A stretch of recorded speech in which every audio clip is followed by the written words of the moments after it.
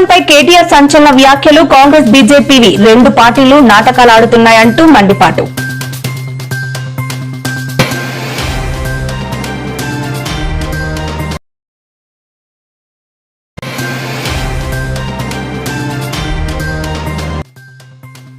మానవత్వం చాటుకున్న సీఎం రేవంత్ రెడ్డి 4 ఏళ్ల చిన్నారి సమస్యపై చలించిపోయిన సీఎం ఉచితంగా సర్జరీకి ఆదేశాలు జారీ చేసిన సీఎం.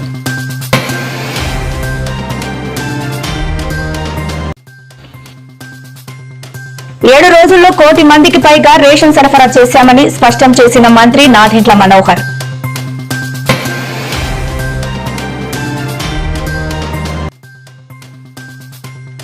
రేవంత్ రెడ్డిపై సంచలన వ్యాఖ్యలు చేసిన మాజీ మంత్రి హరీష్ రావు. స్టాండర్డ్ డైలాగులు మానుకో అంటూ హాట్ కామెంట్స్.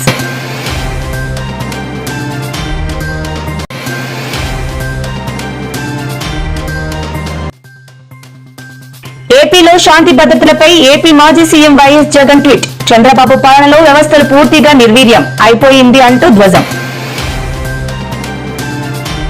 జిల్లా కల్లూరులో కాంగ్రెస్ నేతలు